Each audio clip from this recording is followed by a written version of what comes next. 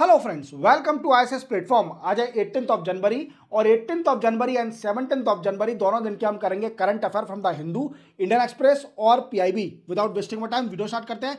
जैसे कि आप जानते हो कि मैं आपको पहले इंडेक्स बताता हूं कि मैं आपको पढ़ाने वाला क्या हूं, जिससे आपका इंटरेस्ट एनहांस हो और आपको पता चले कि अंदर हम पढ़ने वाले क्यों हैं, गुमराह ना हो। क्लियर? चलते हैं आगे। देखो, इसरो सक्सेसफुली इन डॉकिंग एक्सपेरिमेंट। देखो, मैंने आपको कई बार ये न्यूज आपको क्लियर करी है जब इंडिया डॉकिंग एक्सपेरिमेंट कर रही थी, और मैंने आपको ये भी बताया था कि डॉकिंग के क्या सारे बेनिफिट हैं, ये भी आपको क्लियर किया था। इवन अब आपने इंडिया ने सक्सेसफुली इसको लॉन्च कर लिया है। अब मैं आपको फिर से रिपीट करूंगा फ्रॉम इनिशियल स्टेट की डॉकिंग एक्सपेरिमेंट होता क्या है और इससे इंडिया का बेनिफिट क्या होगा। जो फ्यूचर के मिशन है, जैसे कि मेरा एक इंडिविजुअल पड़ा हुआ है इसरो फ्यूचर मिशन, उसमें इसका बेनिफिट क्या होगा।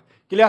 देन आफ्टर भारत रणभूमि दर्शन ऐप। देखो, ये अभी मिनिस्ट्री ऑफ डिफेंस ने अभी ऐप लॉन्च करी है, भारत दर्शन भूमि ऐप, रणभूमि ऐप। अब ये क्या है, रणभूमि क्या होती है और ये ऐप का यूजेबिलिटी क्या है, इस ऐप का एम क्या है, इस वेबसाइट भी लॉन्च करी है मिनिस्ट्री ऑफ डिफेंस ने, इसमें क्या बताया जाएगा ये भी आपको बताऊंगा। देन आफ्टर आर्मी स्टाफ के लेफ्टिनेंट जनरल एनएस राजा सुब्रमणी, इन्होंने क्या बोला है, ऐसे कौन से रिकमेंडेशन दिए हैं कि इंडिया को किस किस चीज की जरूरत है, किस किस चीज पर फोकस करने की जरूरत है, जिससे क्या हो, इंडिया 2047 तक डेवलप्ड कंट्री बन जाए। याद रखना, ये भी आपको बताऊंगा। देन आफ्टर, जैसे कि आप जानते हो कि सिंगापुर के प्रेसिडेंट इंडिया हुए 5 डेज की विजिट पर। किस बार? 5 डेज की विजिट पर इंडिया आए हुए हैं, और इनका नाम भी आपको कई बार मैंने आपको क्लियर किया है, इवन एमसीक्यू वाले वीडियो में और इसी वाले वीडियो में। अब मैं आपको बताऊंगा कि ये उड़ीसा गए हुए थे, उड़ीसा के सीएम के साथ कौन कौन से मेमोरेंडम ऑफ अंडरस्टैंडिंग साइन किए है सिंगापुर के प्रेसिडेंट ने। क्लियर? चलते हैं, वीडियो स्टार्ट करते हैं। देखो, सबसे पहले ISRO successfully space docking mission, ये याद रखना। देखो, ये मिशन बड़ा ही इंपॉर्टेंट है for future mission of ISRO, future mission of ISRO. और अगर फ्यूचर मिशन ऑफ इसरो आपको जानना है तो आप मेरे YouTube पर जाइए, वहां पर आपको एक प्लेलिस्ट का ऑप्शन मिलेगा। प्लेलिस्ट के ऑप्शन में एक एडिटोरियल का फोल्डर है, जिसमें ऑलरेडी मैं हाफ एन आवर का वीडियो आपको क्लियर कर चुका हूं कि इसरो के कौन कौन से फ्यूचर मिशन हैं। इवन आपको डिटेल में समझाया है कि फ्यूचर मिशन कौन कौन से हैं। क्लियर? कैसे कैसे ये प्रोसेस वर्क करेगा देख लीजिए, बड़ा इंपॉर्टेंट वीडियो है और मीन्स मुझे लगता है कि बड़ा ही इंपॉर्टेंट आपको फ्यूचर में काम आने वाला है फॉर यूपीएससी और अदर कॉम्पिटिशन एग्जामिनेशन। क्लियर? देखो दोस्तों, अब क्या है कि इंडिया ने पहले डिसाइड किया था कि डॉकिंग एक्सपेरिमेंट करेंगे। अब ये डॉकिंग एक्सपेरिमेंट होता क्या है, पहले तो अपन डॉकिंग की प्रोसेस समझते हैं। डॉकिंग क्या होती है? देखो, डॉकिंग क्या होता है ये समझते हैं। डॉकिंग समझना पहले जरूरी है। देखो, when two satellite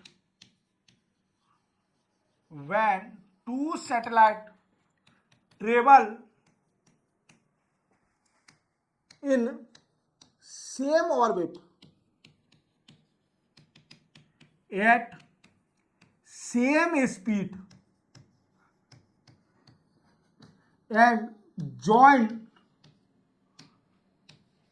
together in space is called docking experiment याद रखोगे, ये इसकी डेफिनेशन है। मैंने क्या बोला कि डॉकिंग प्रोसेस क्या होती है। मानिए 2 सैटेलाइट है, इसमें 2 सैटेलाइट है, एक है चेसर और दूसरी है टारगेट। याद रखना, इसरो ने 2 सैटेलाइट लॉन्च करी। मानिए डॉकिंग प्रोसेस क्या है, पहले ये समझते हैं हम। डॉकिंग प्रोसेस में क्या है कि जब 2 सैटेलाइट एक ही ऑर्बिट में जाती हैं, लॉन्च करी जाती हैं एट सेम स्पीड के साथ, जब वो स्पेस में पहुंचती हैं तो वो दोनों जुड़ जाती हैं। क्या जुड़ जाती है? ज्वाइन हो जाती है दोनों सैटेलाइट एक दूसरे से। देन आफ्टर वो पावर ट्रांसफर करती है from one satellite to other satellite. Then after again undocking, again क्या होती है? अनडॉकिंग हो जाती है। और इंडिया ऐसा करने वाली 4th कंट्री है। इंडिया सक्सेसफुली डॉकिंग एक्सपेरिमेंट करने वाली 4th कंट्री बन गई वर्ल्ड में। याद रखना, इंडिया 4th कंट्री बन गई है वर्ल्ड में ऐसा करने वाली। और कॉस्ट किसके बाद? देखो, यूएसए, चाइना, रशिया। याद रखना, ये 3 कंट्री के बाद इंडिया 4th कंट्री बन गई है जो डॉकिंग एक्सपेरिमेंट करने वाली 4th कंट्री है। क्लियर, याद रखना। और डॉकिंग एक्सपेरिमेंट मैं आपको बता चुका हूं। अब इंडिया के पास एक प्लान आया, मान लीजिए एक एक्सपेरिमेंट करना चाहा, क्योंकि क्या है कि इंडिया को कई सारे सैटेलाइट लॉन्च करना है और कई सारे एक्सपेरिमेंट और कई सारे मिशन है इंडिया के पास। जैसे कौन कौन से, गगनयान मिशन, कौन सा मिशन है, गगनयान मिशन भी है इंडिया के पास, जिसमें क्या है, ह्यूमन को स्पेस अब भेजा जाएगा, ह्यूमन को। Clear. Then after even India के पास एक चंद्रयान 4 मिशन भी है। एक क्या है, भारतीय अंतरिक्ष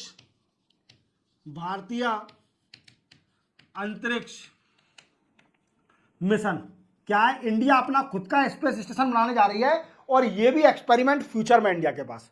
अब इन एक्सपेरिमेंट को सक्सेसफुल कैसे करना पड़ेगा, उसके लिए इंडिया के पास डॉकिंग प्रोसेस होना चाहिए, क्योंकि क्या है कि बड़ी बड़ी हैवी सैटेलाइट होती है, उनको एक साथ आप लॉन्च नहीं कर सकते। अगर आप पर डॉकिंग प्रोसेस नहीं होगी, डॉकिंग एक्सपेरिमेंट की प्रोसेस आपके पास नहीं होगी, तो आप किसी भी हैवी सैटेलाइट को लॉन्च नहीं कर सकते। और ये जितने भी फ्यूचर के मिशन हैं, ये एक सैटेलाइट से सक्सेसफुल नहीं हो सकते। आप एक ही सैटेलाइट लॉन्च करके सिर्फ ओनली कम्युनिकेशन सैटेलाइट या अर्थ ऑब्जर्वेशन सैटेलाइट को लॉन्च कर सकते हो। बट अगर आपको थोड़ा आगे चल रहा है, जैसे कि आपको ह्यूमन मिशन करना है या चंद्रयान 4 मिशन को लॉन्च करना है, या फिर आपको डिफरेंट हैवी मिशन को लॉन्च करना है, तो आपको डॉकिंग एक्सपेरिमेंट की प्रोसेस आना चाहिए। और डॉकिंग एक्सपेरिमेंट क्या होती है, मानिए 2 या 3 या 4 सैटेलाइट को लॉन्च करें from the launch pad, and then after ये सैटेलाइट जब एक ही स्पीड के साथ, एक ही ऑर्बिट में लॉन्च होने के साथ स्पेस में कनेक्ट हो जाए एक दूसरे से, that is called a docking process. और अनडॉकिंग क्या है, जब ये सेपरेट हो जाए और अर्थ पर आ जाए रिटर्न होके, that is called undocking process. तो इंडिया ने ये करके दिखाया है, इसरो ने ये करके दिखाया है, और इसरो 4th कंट्री बन गई है आफ्टर चाइना, यूएसए और रशिया के बाद, जो कि डॉकिंग एक्सपेरिमेंट को सक्सेसफुल करने वाली है। याद रखना, ये इंपॉर्टेंट है कि डॉकिंग एक्सपेरिमेंट को सक्सेसफुल करने वाली इसरो वर्ल्ड में 4th स्पेस ऑर्गेनाइजेशन बन गई है। क्योंकि क्या है कि इसरो के पास कई सारे फ्यूचर मिशन है, और अगर आपको इसरो के फ्यूचर मिशन जानना है, तो आप मेरा इंडिविजुअल वीडियो देख लीजिए। वो आप जाइए मेरे यूट्यूब चैनल पर आपको एक प्लेलिस्ट का ऑप्शन मिलेगा। प्लेलिस्ट के ऑप्शन में एक एंड्रॉइड का फोल्डर है, जिसमें ऑलरेडी मैं एक इंडिविजुअल वीडियो डाल चुका हूं इसरो के फ्यूचर मिशन। देखो, मेरा टारगेट ये है कि जितना ज्यादा हो सके आपको नॉलेज एक्सपांड करना, आपकी नॉलेज को वाइडर करना, that is main motive of mind. Clear. तो वाइडर कैसे होगी, जब मैं आपके लिए इंडिविजुअल वीडियो, अच्छे वीडियो बनाऊंगा, अच्छे से आपको नॉलेज दूंगा, जिससे आपकी नॉलेज एक्सपांड हो, आप यूपीएससी और other competition examination, PSC easily qualify कर लो। अगर आपकी नॉलेज एक्सपांड होगी, तो definitely it become very easy for clearing every competition examination. Clear, समझ रहे हो मेरी बात को। और नॉलेज कैसे एक्सपांड होगी, जब आप मेरे वीडियो रेगुलर कंटिन्यू रखोगे, that is a main process. Clear. तो ऐसे ही डॉकिंग प्रोसेस है। डॉकिंग प्रोसेस में क्या है, मैं फिर से रिपीट करता हूं कि चेसर और टारगेट 2 सैटेलाइट लॉन्च करी इसरो ने, और इसको डॉकिंग एक्सपेरिमेंट के जरिए डॉकिंग कर दिया, जोड़ दिया। अभी हालांकि डॉकिंग हुई है, अभी जुड़ी है, अनडॉकिंग नहीं हुई है। देन आफ्टर पावर ट्रांसफर होना भी बाकी है, बट इसरो ने ये करके दिखा दिया। इसरो ने डॉकिंग एक्सपेरिमेंट को सक्सेसफुली करके दिखा दिया। और मेरा मानना है कि इंडिया की ISRO space organisation worldly recognise है, तभी तो कि बड़ी बड़ी कंट्रियां इसरो से बोलती हैं कि हमारी सैटेलाइट को लॉन्च कर दीजिए, हमारी सैटेलाइट को लॉन्च कर दीजिए। Why you are focusing on your only satellite, समझ रहे हो मेरी बात को, ओनली योर सैटेलाइट फोकस क्यों कर रहे हो, आप हमारी सैटेलाइट लॉन्च करो। इवन इसरो आगे चल के, अभी कमर्शियल बिजनेस तो कर रही है, मैं आपको रियली बता रहा हूं, आगे चल के इतना कमर्शियल बिजनेस करने वाली है इसरो, इतना फॉरेन रिजर्व कमा के देगी इसरो। मैं आपको बता रहा हूं सच्चाई, इंडिया एक ग्रोथ करते जा रहा है। इंडिया ऐसे ही नहीं है 5th लार्जेस्ट इकोनॉमी है। अभी मैं बताऊं आपको 2026 as per the data of some international organisation कह रही हैं कि 2026 तक इंडिया 4th लार्जेस्ट इकोनॉमी बन जाएगी। इंडिया 4th लार्जेस्ट इकोनॉमी बन जाएगी, समझ रहे हो मेरी बात को। तो अगर इकोनॉमी आपको देखना है, तो मेरे इंडिविजुअल लेक्चर इकोनॉमिक्स का बैच चल रहा है, फाउंडेशन बैच, जिसमें ऑलरेडी 11 लेक्चर मैं कंप्लीट कर चुका हूं इकोनॉमिक्स के, देख लीजिए। देखना कैसे है, आप मेरे यूट्यूब चैनल पर जाओ, वहां पर आपको एक प्लेलिस्ट का ऑप्शन मिलेगा। प्लेलिस्ट के ऑप्शन में एक इकोनॉमी का फोल्डर है, जिसमें ऑलरेडी 11 लेक्चर मैं अपलोड कर चुका हूं रिलेटेड टू इकोनॉमिक्स। क्लियर, चलते बना गया। देखो, अभी मिनिस्ट्री ऑफ डिफेंस है, मिनिस्ट्री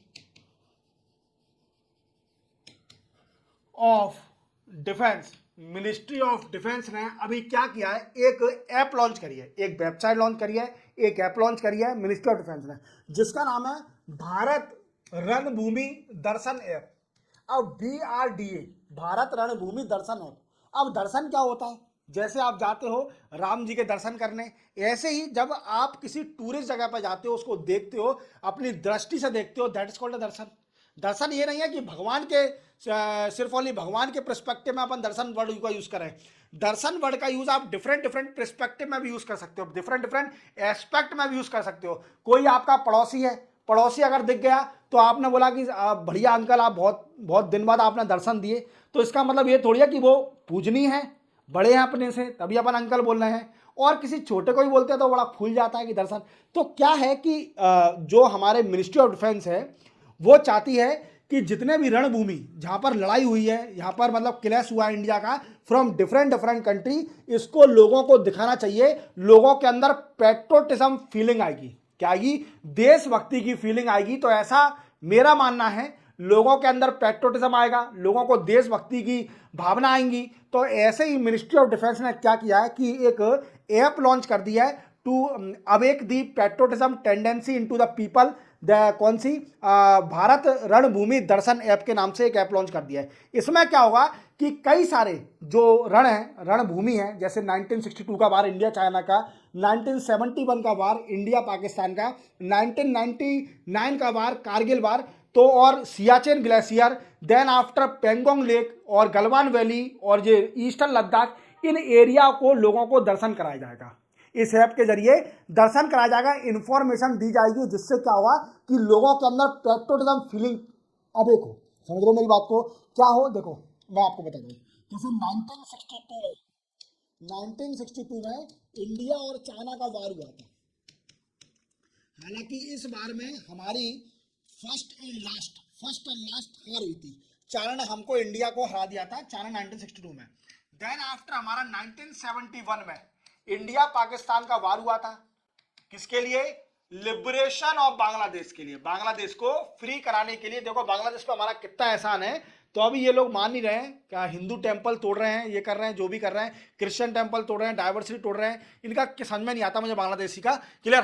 तो 1971 में इंडिया और पाकिस्तान का वार हुआ था, इस रणभूमि को भी दिखाना है। देन आफ्टर कहां पर हुआ? और देन आफ्टर 1999 में जब कारगिल वार हुआ था, कारगिल वार हुआ था, इस रणभूमि को भी दिखाने के लिए, लोगों को टूरिज्म को प्रमोट करने के लिए यह हुआ है। तो इसमें सियाचिन ग्लेशियर भी दिखाया जाएगा, Siachen glacier, Galwan valley, Galwan valley, then after इसके बाद ईस्टर्न लद्दाख, ईस्टर्न लद्दाख ये भी दिखाया जाएगा।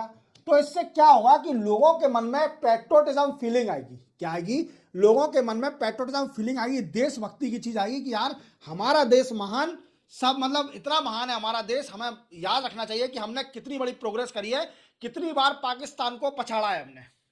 तो ऐसी फीलिंग लाने के लिए मिनिस्ट्री ऑफ डिफेंस ने अभी एक ऐप लॉन्च करी है, भारत रणभूमि दर्शन ऐप। और इस ऐप का मींस क्या है? टूरिज्म को यह पता चले कि इंडिया की प्रोग्रेस क्या है, इंडिया ने कितनी कंट्रियों को पछाड़ के फेंका है। क्लियर? ये सिंपल है, ज्यादा मतलब ज्यादा जानने की जरूरत नहीं है इसमें। क्लियर? लेफ्टिनेंट जनरल क्या है? आर्मी स्टाफ, आर्मी स्टाफ के लेफ्टिनेंट जनरल अभी बने थे, मैंने आपको एमसी को बताया था, इनका नाम है एनएस राजा सुब्रमणी। इन्होंने क्या है कि एक कॉन्फ्रेंस या फिर एक इवेंट चल रहा था, और इवेंट में इन्होंने बड़ी अच्छी बात बोली है। क्या बोला है कि जैसे कि आप जानते हो कि 2047 क्या है, इंडिया का टारगेट क्या है? 2047 तक इंडिया को डेवलप्ड कंट्री बनाना है। क्या बनाना है?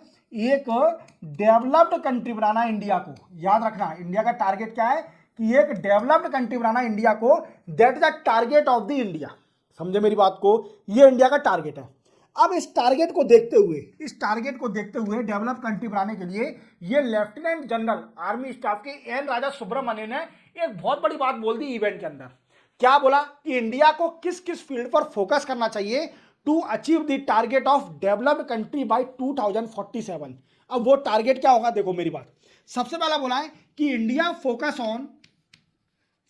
On manufacturing sector. किस पर फोकस करें? मैन्युफैक्चरिंग सेक्टर पर फोकस करें। अगर इंडिया को विकसित भारत बनना है तो सबसे पहले इंडिया को मैन्युफैक्चरिंग सेक्टर पर फोकस करना पड़ेगा। देन आफ्टर दूसरा फोकस करना पड़ेगा प्रोवाइडिंग एम्प्लॉयमेंट क्या है, लोगों को एम्प्लॉयमेंट देना पड़ेगा। दूसरा ये फोकस करना पड़ेगा। तीसरा फोकस करना पड़ेगा ह्यूमन डेवलपमेंट इंडेक्स पर। किस पर है?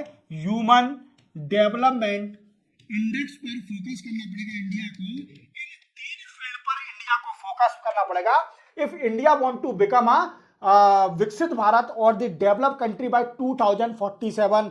देख रहे हो, आर्मी के लेफ्टिनेंट जनरल भी बोल रहे हैं कि इंडिया को डेवलप्ड कंट्री बनना है तो इन तीन फील्ड पर फोकस करना पड़ेगा। सबसे पहला फोकस करना पड़ेगा मैन्युफैक्चरिंग सेक्टर पर, दूसरा फोकस करना पड़ेगा अवेलेबिलिटी और दी एडिक्वेट एम्प्लॉयमेंट, इंडिया में एम्प्लॉयमेंट इजी लेवल पर मिल जाए, और दूसरा तीसरा जो ह्यूमन डेवलपमेंट इंडेक्स। इन तीन फील्ड पर इंडिया को फोकस करना पड़ेगा if India want to be a developed country by 2047। Simple है, मेंशन करके आना। कभी आपको क्वेश्चन आ जाता है विकसित भारत 2047 पर, ऐसे आ जाता है या क्वेश्चन आ जाता है, तो you can easily mention the recommendation of the lieutenant general particular N S Raja Subramanya. इन्होंने क्या बोला, ये रिकमेंडेशन इनके याद रखना है, ज्यादा कुछ इंपोर्टेंट नहीं है, पर ठीक है मैंने बता दिया है। Singapore Odisha agreement. देखो मैंने आपको हर लेक्चर में बता रहा हूं कि सिंगापुर के प्रेसिडेंट हमारे इंडिया आए हुए हैं और ये 5 डेज की विजिट पर आए हैं। क्या है? 5 डेज की विजिट पर ये इंडिया आए हुए हैं। और इनका नाम क्या है? इनका नाम है थर्मन सान मुंगा